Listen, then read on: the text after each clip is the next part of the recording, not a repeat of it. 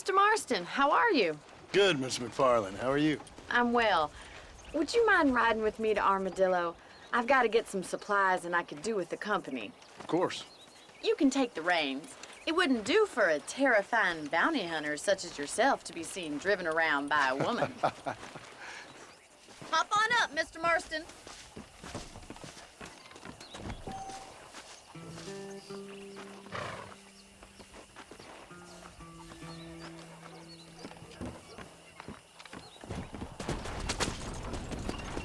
You're looking much better, considering you were almost buzzard food a couple days ago. I have you to thank for that, miss. So do tell me, have you needlessly risked your life since we last spoke? No, miss, I have not. Well, that's a relief. Perhaps there's hope for you yet. I wouldn't bet on it. Oh, there's always hope, Mr. Marston. You can't be a rancher in this kind of country if you don't believe that. An admirable attitude, miss. I suppose so. I can't think of any other way to stay sane, to be frank. What about you? Have you ever given up hope altogether? Hope hasn't really entered into it. It's not really something I think about. A peculiar outlook.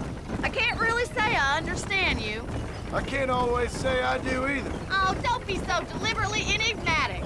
I'm not, miss. Yes, you are. You are being deliberately obscure as a substitute for having a personality. I just know there are two theories to arguing with women, and neither one works. I'm not even going to dignify that gibberish with a response.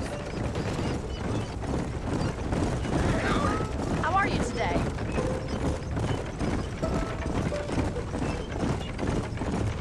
I think it's kind of funny I found you dying on the side of the road and now you're driving me into town. You have a strange sense of humor. Well, you must admit, it's an unusual start to a friendship. I didn't realize we were friends, Miss McFarland. Oh, please. Now who's being funny? Listen, I know that business with Williamson is your business, but I don't know. You've been good to us, and I don't think you're a bad man. A little stupid, perhaps, but not rotten. I just worry about you gallivanting around these parts like you're some kind of deranged bounty hunter. Like Paul always says, don't go waking snakes. I appreciate your concern for us lesser mortals, Miss McFarland. I really do. And if there was any other way out, I'd take it. I can assure you of that.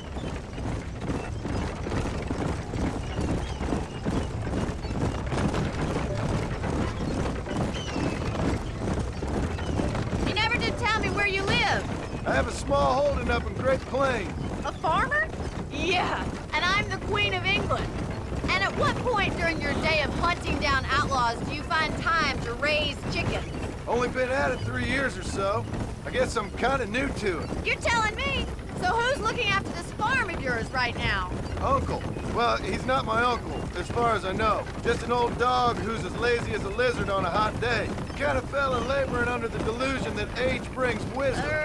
Sounds like the perfect person to leave in charge of your entire livelihood. We go way back, and I didn't have a lot of choice. I'd be getting back there if I was you. That's what I'm trying to do, miss.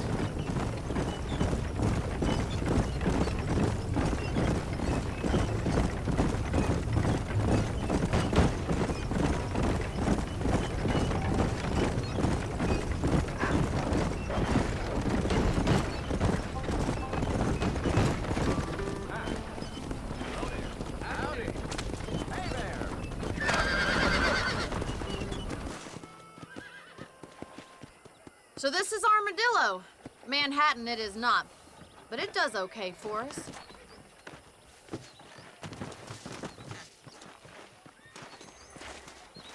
Most important thing for you right now is getting yourself into Dr. Johnson's office to purchase some medicine. The first one's on me. Thank you, miss. I'll pay you back. I'm sure you shall. The doc's a good fellow. He saved your life, so be polite to him. Meet me in front of the general store when you're done. I wish I was dead.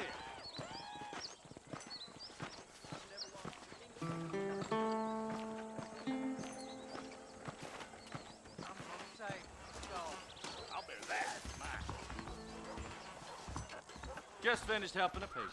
How can I help you? Hey, mister. I'm selling some good tonics if you need them. I hope that helps. We got the guns if you got Appreciate it. Huh. Darn newcomers.